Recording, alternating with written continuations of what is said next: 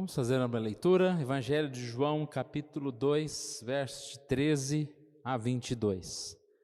Estamos estudando o livro de João e assim estudamos os caminhos de Jesus. O livro de João começa com João Batista, o seu caminho, anunciando Jesus como aquele Cordeiro de Deus que tira o pecado do mundo. E assim, pessoas seguem a Jesus, são chamadas e seguem a Jesus. Na semana passada, nós começamos o capítulo 2, quando Jesus faz o seu primeiro milagre, um casamento, e ele, assim, transforma a água em vinho, mostrando que o que ele vem fazer, o que Jesus vem fazer nesse mundo, é diferente de qualquer outra coisa. Ele vem nos transformar. E hoje nós vamos estudar na sequência o versículos de 13 a 22. Eu vou fazer essa leitura, os irmãos queiram acompanhar em suas Bíblias. Estando próxima a Páscoa dos judeus, subiu Jesus para Jerusalém e encontrou no templo os que vendiam bois, ovelhas e pombas, e também os cambistas assentados.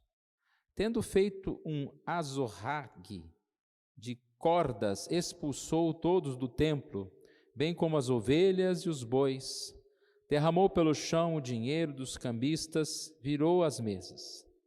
E disse aos que vendiam as pombas: tirai daqui estas coisas, não façais da casa de meu pai casa de negócio. Lembraram-se os seus discípulos de que está escrito: o zelo da tua casa me consumirá. Perguntaram-lhe, pois, os judeus: que sinais nos mostras para fazeres essas coisas? Jesus lhes respondeu: destruí este santuário e em 3 dias o reconstruirei. Replicaram os judeus: em 46 anos foi edificado este santuário, e tu em 3 dias o levantarás? Ele, porém, se referia ao santuário do seu corpo. Quando, pois, Jesus ressuscitou dentre os mortos, lembraram-se os seus discípulos de que ele dissera isto, e creram na Escritura e na palavra de Jesus. Vamos orar mais uma vez? Pai querido, nós agradecemos a Ti, ó Deus, por essa oportunidade que o Senhor nos dá de estudarmos a Tua palavra. O Senhor venha falar conosco, venha nos ensinar, mais uma vez assim nos fortalecermos, ó Pai, no caminho do Senhor. Oramos em nome de Jesus. Amém.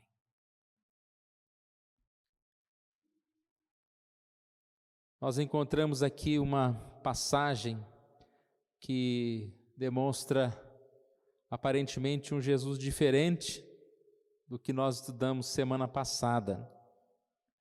Nós vimos semana passada Jesus transformando água em vinho, Jesus assim fazendo um milagre de forma a beneficiar um noivo, vamos dizer assim, um gesto de muito amor e bondade.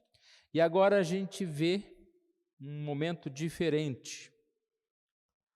Quando no casamento Jesus exerceu misericórdia, no templo ele exerceu juízo e disciplina.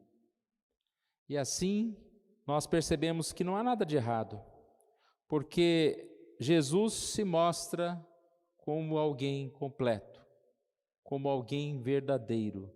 Jesus se mostra como alguém que fala a verdade e que faz a verdade. Jesus é um Deus de amor, um Pai amoroso, um Deus amoroso de misericórdia. Deus é um Deus misericordioso, mas também é um Deus justo. Talvez seja muito diferente do Jesus tratado pelas pessoas no mundo hoje, um Jesus que não se preocupa com o pecado, de um Jesus que só quer fazer as coisas de forma a agradar as pessoas, e não é isso que nós vimos aqui. Jesus então saiu de uma festa familiar e agora ele vai para uma festa tão importante, a mais importante, que é a festa da Páscoa, na cidade de Jerusalém. Na época da Páscoa, a população da cidade, que era de cerca de 50 mil pessoas, quase chegava a 250 mil pessoas. E Jesus, então, ele é esse Deus de amor e justiça, mas um Deus de misericórdia e disciplina. E ele inicia, então, o seu ministério público num lugar especial. Jerusalém, no templo, uma ocasião especial, a festa da Páscoa. Jesus não começa o seu ministério nas ruas, mas no templo. E é interessante ver isso. Antes de transformar o mundo, antes de buscar a transformação do mundo, ele quer tratar da sua igreja, purificar a sua igreja. Porque o mundo será transformado a partir da mudança da igreja. E assim Jesus também, nesses tempos que nós vivemos, quer tratar conosco. Quer que nós estejamos sendo os primeiros a honrar o seu nome, os primeiros a servi-lo, a andar nos seus caminhos.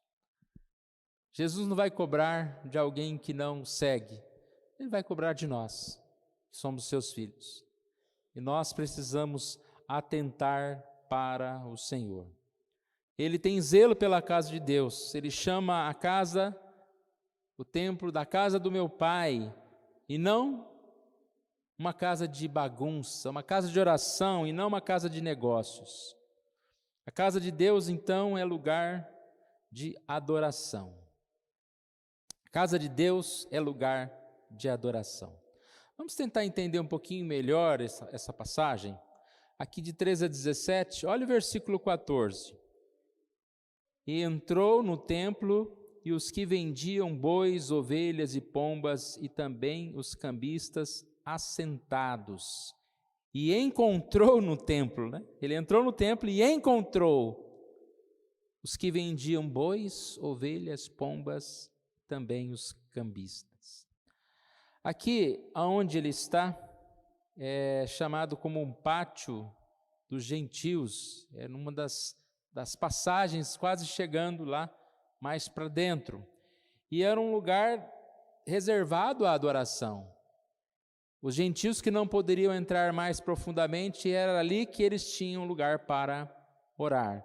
Era um pátio externo, mas já era um local separado para a adoração. Qual é o problema? Eles utilizaram este lugar para obter lucro e comércio. E assim, de certa forma, cometendo um grande pecado, né? E levando Jesus a ficar irado. Você imagina você chegar num lugar de adoração e encontrar ali barulho de animal, pessoas conversando, negociando. E o que aconteceu aqui? Esses peregrinos, nós falamos que vinham de vários lugares, né? E para você trazer um boi, uma ovelha, bem distante, era algo difícil. Então, eles chegavam e compravam esse animal para oferecer. Nós vemos lá em Deuteronômio 14, 24 a 26, já quando, ao invés de produtos agrícolas, eles foram liberados para pagar os impostos do templo com dinheiro. Então, ao invés de você carregar lá trigo, aquelas coisas lá, fazer uma viagem para doar, você vende e depois você dá esse dinheiro. Então, o fato em si deles comprarem um animal ali não era a pior questão. O problema é que tudo começou a girar em torno de um comércio. Cada vez esse comércio ficava mais para dentro do templo. E aqui fala também de cambistas, porque eles já não aceitavam o dinheiro, né? Igual trocar, né, o dinheiro, o dólar, o real, alguma coisa assim. Eles não aceitavam o dinheiro desses povos com medo de vir um dinheiro falsificado ou coisa assim. Então tinha esse cambista. E todos esses sacerdotes já tinham como que um negócio, eles ganhavam dinheiro com isso. Os cambistas exploravam aquelas pessoas e até mesmo a questão dos animais, né, eram vendidos de forma mais cara. Você sabe muito bem o que é isso, né? Como o comércio religioso existe até hoje em tantos lugares. Quando você vai viajar de turismo, você vê que os preços das coisas são muito mais caras, né? E existe o turismo religioso, onde os preços também são caros.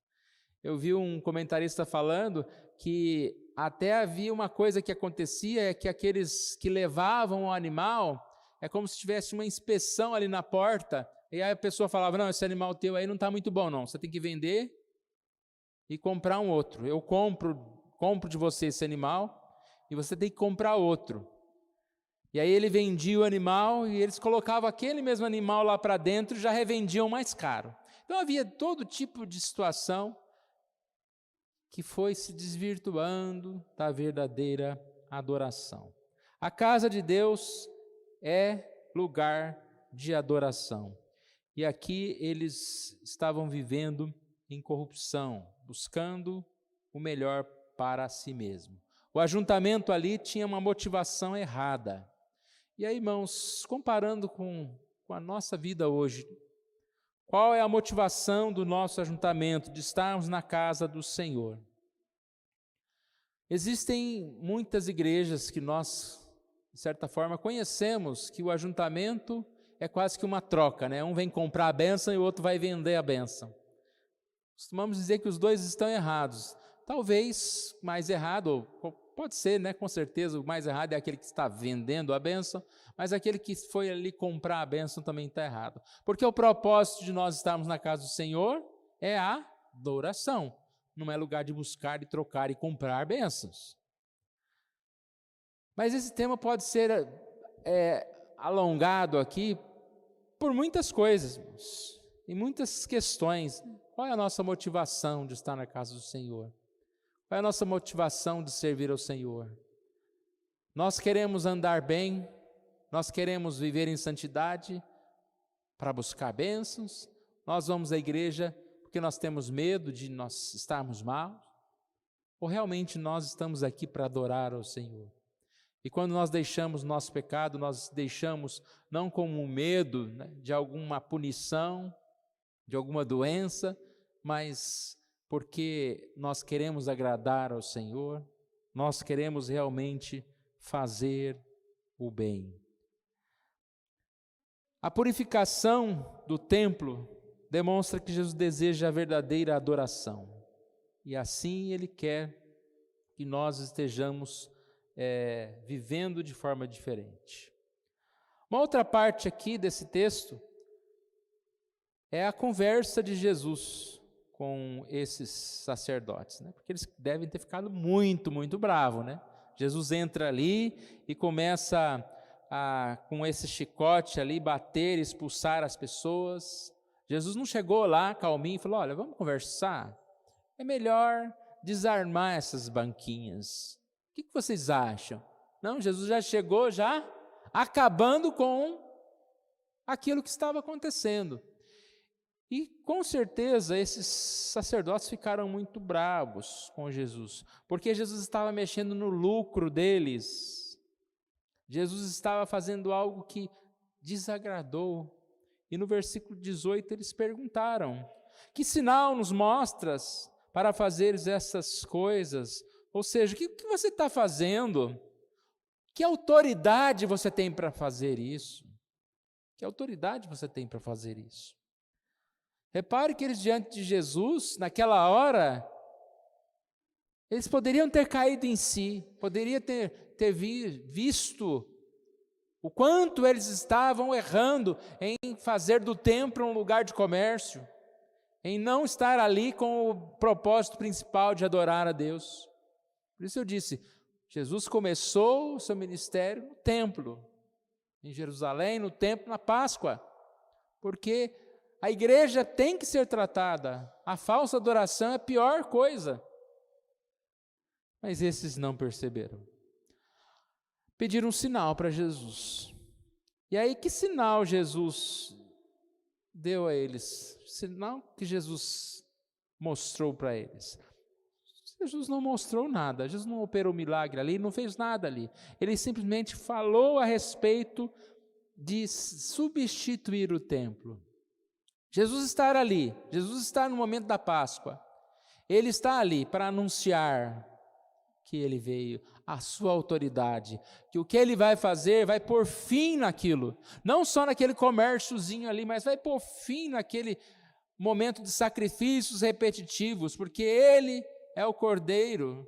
Nós lemos nos capítulos anteriores, aqui ou no capítulo anterior, Cordeiro de Deus que tira o pecado do mundo. Então ele está falando que ele era Cordeiro, ele era o templo.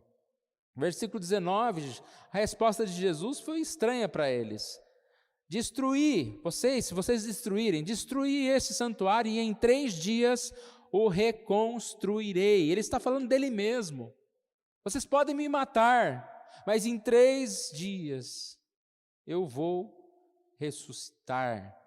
E aí eles não entenderam nada e falaram, demorou 46 anos para ficar pronto. Como em 3 dias você vai reconstruir?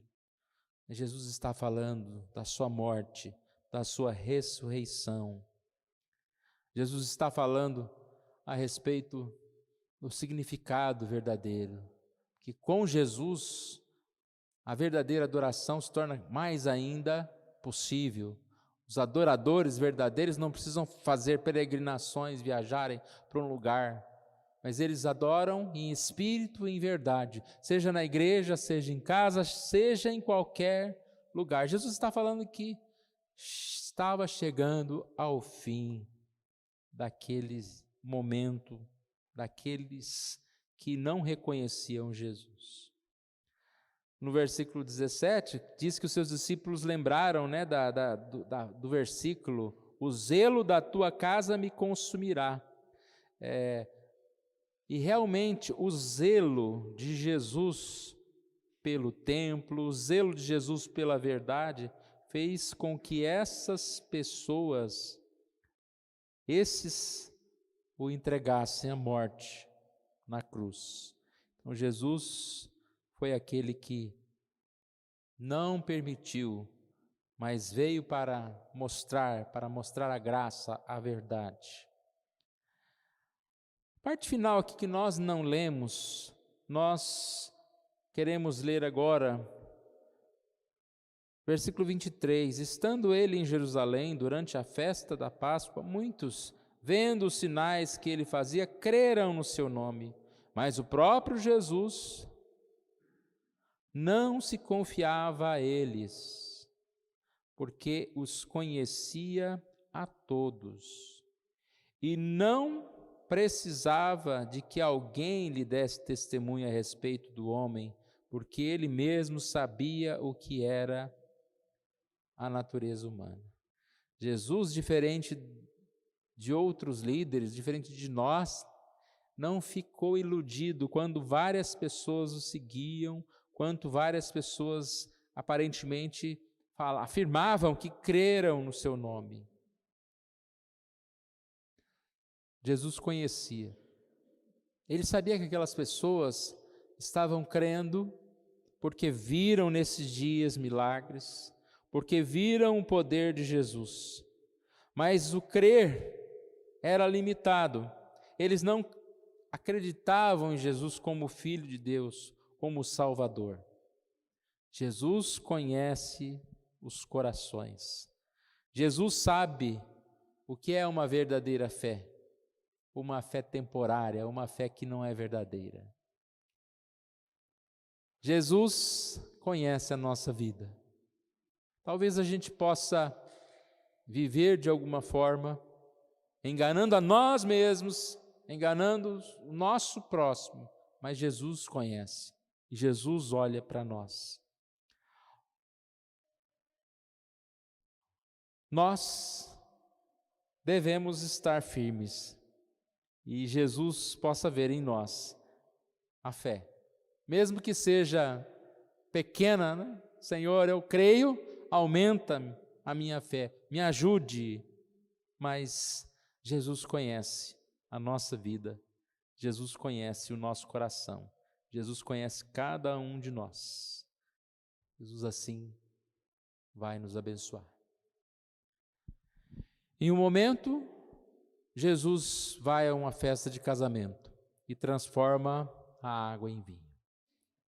Esse é o Jesus que nos abençoa, que nos dá a vida. É o Jesus que vem fazer milagres nas nossas vidas, que nos sustenta dia a dia. Mas nós nunca podemos esquecer que Jesus também é aquele que não tolera a maldade, principalmente a maldade revestida de espiritualidade. E Ele quer que nós sejamos como Ele, expulsando todo o mal. Às vezes a gente lê esse texto, né, e quer expulsar os outros, né? Quem faz isso, quem vende coisas, quem está preocupado com isso, né? Mas não. Jesus quer falar ao nosso coração o que nós estamos colocando no lugar de Jesus. O que nos impede da verdadeira adoração. Nós precisamos aqui purificar nossa vida. O templo hoje somos nós, né? Somos o santuário de Deus, Ele vai habitar em nós. Nós precisamos purificar. E se for necessário, Jesus vai dar umas chamadas na gente, para que nós possamos também ser purificados. Agora, é muito importante nós notarmos a presença de Jesus no templo.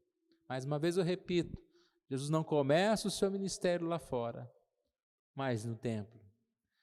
Alguém pode dizer, mas ele já começou na festa de casamento. Mas nós sabemos que a festa de casamento foi algo bem fechado, algo que foi mais para que os seus discípulos, aqueles que estavam próximos dele, crescem e se fortalecessem para o ministério. Não há nem tanto anúncio a respeito disso. Agora aqui não, irmãos, é um lugar, falei que tinha cerca de 250 mil pessoas, aqui não tem como, no noticiário, né, de Jerusalém, não ter alguém que fala, chegou lá um homem lá, doido, né, e saiu dando chicotada e derrubando tudo. E alguém pode pensar, né, Jesus é esse que vem para